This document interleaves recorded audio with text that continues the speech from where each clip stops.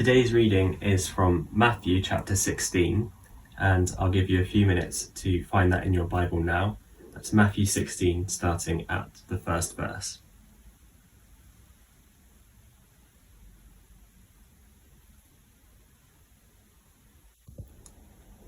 The Pharisees and Sadducees came to Jesus and tested him by asking him to show them a sign from heaven.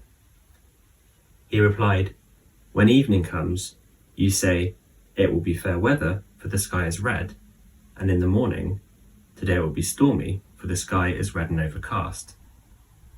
You know how to interpret the appearance of the sky, but you cannot interpret the signs of the times. A wicked and adulterous generation looks for a sign, but none will be given it except the sign of Jonah." Jesus then left them and went away. When they went across the lake, the disciples forgot to take bread. "Be careful," Jesus said to them. "Be on your guard against the yeast of the Pharisees and Sadducees." They discussed this among themselves and said, "It's because we didn't bring any bread." Aware of their discussion, Jesus asked, "You of little faith, why are you talking among yourselves about having no bread? Do you still not understand? Don't you remember the 5 loaves for the 5,000 and how many basketfuls you gathered? Or the 7 loaves for the 4,000 and how many basketfuls you gathered? How is it you don't understand that I was not talking to you about bread? But be on your guard against the yeast of the Pharisees and Sadducees." Then they understood that he was not telling them to guard against the yeast used in bread, but against the teaching of the Pharisees and Sadducees. Thanks, James, for reading. So, we all ask that question, don't we? Why can't we have more evidence at different times and in different ways? And as we look at Jesus' answer here, I'm going to summarise it in 2 sentences. And the first is this: there'll be no more evidence for those who don't want to know God. There'll be no more evidence for those who don't want to know God. I think if we were there as this was kind of taking place, I think when the Pharisees and Sadducees asked their question, it would have looked very innocent, wouldn't it?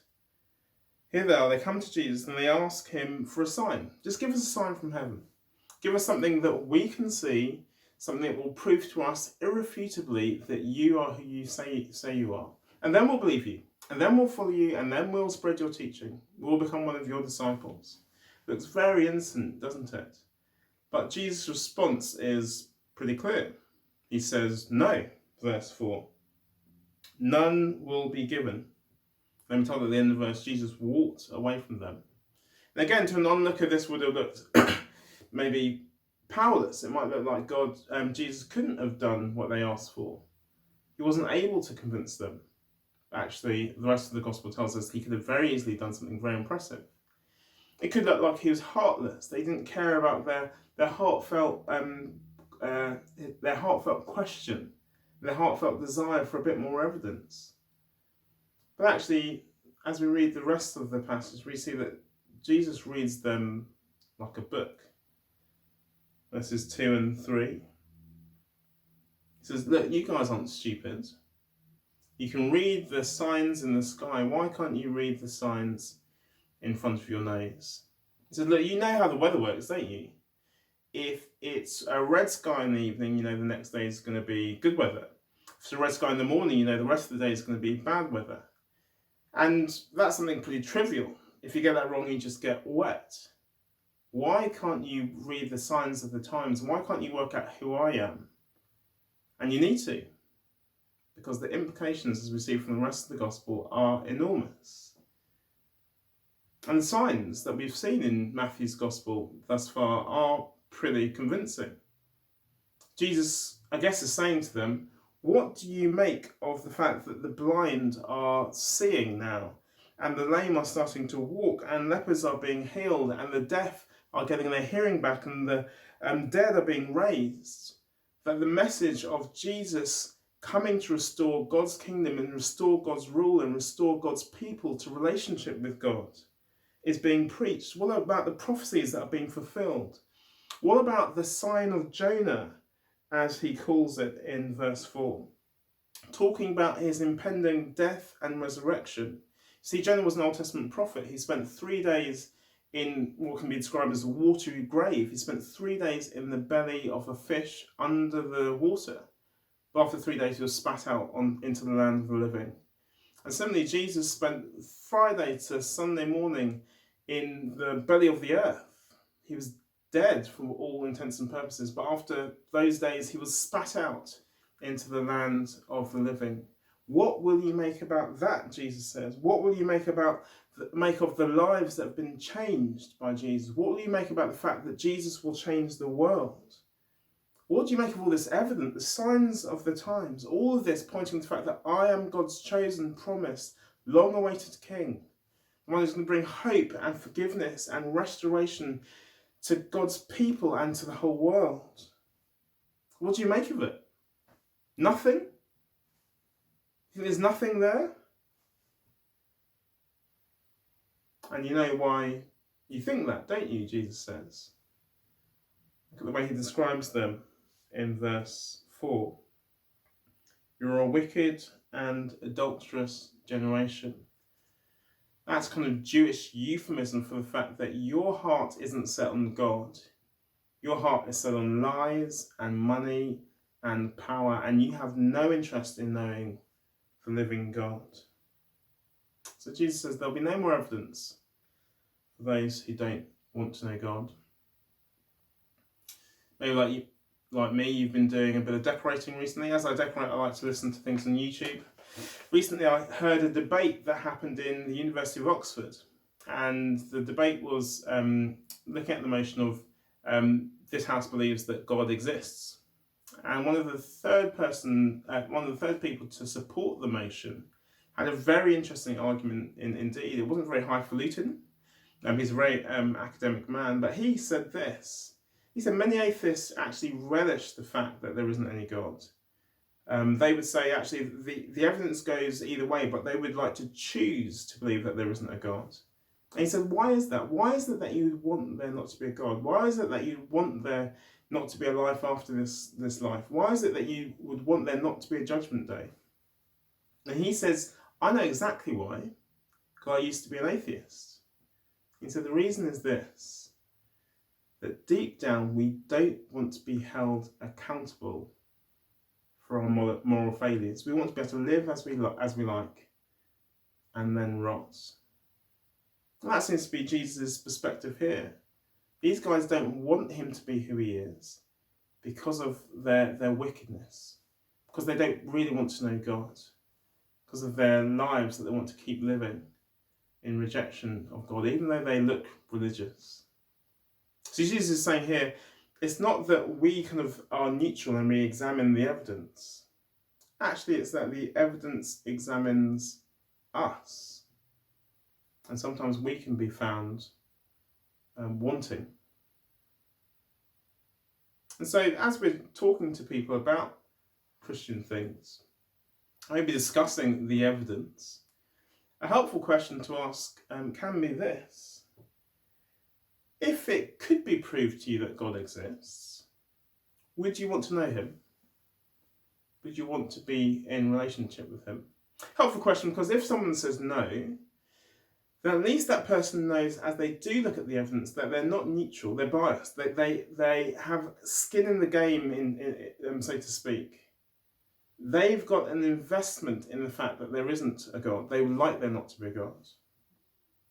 And if they say yes, well then you know that they're starting to go down the right lines. If they say yes, I in the past, I used to encourage people to say a little prayer to God, just asking that he reveal himself. Now, I encourage people to read a gospel. And as they open up the gospel, just to say a prayer, God, if you're there, reveal yourself as I read about your son. And the reason why I encourage that brings us to my second little sentence. There's plenty of evidence for those who want to know God.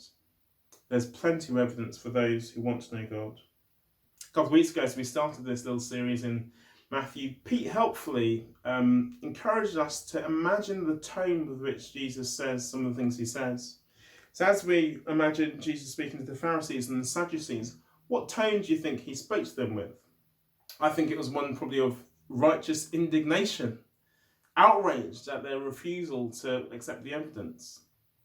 As he spoke to his disciples, what do you think his tone was in these verses? Let me just read them as I read verse 5 to 12. When they went across the lake, the disciples forgot to take bread. Be careful, Jesus said to them. Be on your guard against the yeast of the Pharisees and Sadducees. They discussed this among themselves and said, it's because we didn't bring any bread. Aware of their discussion, Jesus asked, you of little faith, why are you talking among yourselves about having no bread? Do you still not understand? Don't you remember the 5 loaves for the 5,000 and how many basketfuls you gathered? Or the 7 loaves for the 4,000 and how many basketfuls you gathered? How is it that you don't understand that I wasn't talking to you about bread? But be on your guard against the yeast of the Pharisees and Sadducees. Then they understood that he was not telling them to guard against yeast used in bread, but against the teaching of the Pharisees and the Sadducees. What was his tone? I think it was frustration. Frustration. See, this is his warning to them. Verse 6 and verse 11. His warning is this, that even admirers, even followers of Jesus can be infected with this blind rejection, this blind skepticism when it comes to Jesus. You see, Jesus is saying that this teaching, this worldview, this skepticism that we saw with Bertrand Russell, actually it can infect us all. It spreads like yeast. And ironically, their reaction proves his very point. See, they think he's worried about bread, verse 7. They discussed among themselves and said, is it because we didn't bring any bread? But Jesus says, look, it can't be about bread. Don't you remember what happened a few weeks ago? There were 5,000 men with their families who were hungry, and I fed them with practically no bread. Or don't you remember what happened maybe even yesterday? There were 4,000 people with no bread, and I fed them with 7 baskets left over. Guys, how can you think this is about bread? You've literally got the evidence of my miraculous power to produce bread in your teeth and in your rucksacks. Bread isn't a problem to me. I'm not talking about bread. How do you not see, verse 11? How do you not understand that I wasn't talking to you about bread? Be on your guard. Be on your guard. You of little faith. You who seem to be blinding yourself to the mountains of evidence in front of you. There's plenty of evidence if you want to see it. If only you would see it. And yet they doubt. And yet you doubt. And yet sometimes I doubt. As we close our time together, I guess the question is why? Why is it that sometimes we doubt? I guess there are all sorts of reasons, aren't there? Sometimes suffering makes us doubt. And have you been processing what's been going on over the last couple of months? As you've seen those numbers, which can become so hard to, but all those numbers represent people, represent lives, represent mothers, fathers, sons, daughters. How have you coped? Maybe it's not just the suffering out there that's kind of boggling your mind, but it's the suffering that you're seeing in front of you, in your house. Because you're seeing people that we love, people that we care about, departing. You ask, can there really be a God with the kind of power that Jesus talks about, a God with the kind of compassion that Jesus talks about when this is happening? Maybe for you it's the intellectual questions, science and faith and the morality of the Bible. I mean, you see clever people like Bertrand Russell and others doubting, disregarding. You think, maybe they're right.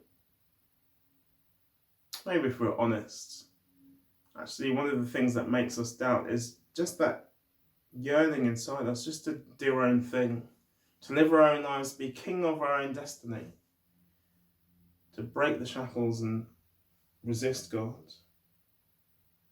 What is it that makes you doubt? See, the world says, beware of blind faith. That's what all the militant atheists say, and actually they're right. We don't want to have blind faith. We want to have educated, reasonable, defendable faith.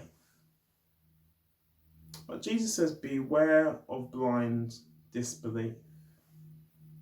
Beware of blind disbelief. Even those who are most attracted to me can ignore the evidence because they want to do their own thing. See, these Pharisees, later on in Matthew's Gospel, are going to hand Jesus over to Romans to be executed. Wanted to get rid of him. They did it because, well, they claimed to do it because they thought he was a charlatan. They thought he was a fraud. They thought he was lying when he said he was the Messiah. And so they killed him. But 3 days later, God reversed the verdict. The sign of Jonah, as Jesus called it. He was raised from the dead, but even then, we're told at the end of Matthew, people still doubted. With the man who had come back from the grave standing in front of them, they still doubted. And how foolish were they to doubt? Because as Jesus stood in front of them, it was as if God had put a neon sign above his head, flashing in billions of colours, saying, "This is my son whom I love. This is your king. This is your only hope of escaping judgment. This is your only hope of knowing paradise, while free from sickness and suffering. This is the one who this week is worthy of your love, your full love, your wholehearted love. This is the one who this week is worthy of your worship and your hope and your trust. Not your money, not the NHS, not the government, but him. This is the one who's worthy of your obedience this week, even as you struggle with sin, even as you struggle with doubt." God says, don't be blind. This is my son. In our next song, we're going to celebrate that wonderful day when Jesus was raised from the dead, declared to be God's Son in power. Why don't you join with us as we sing?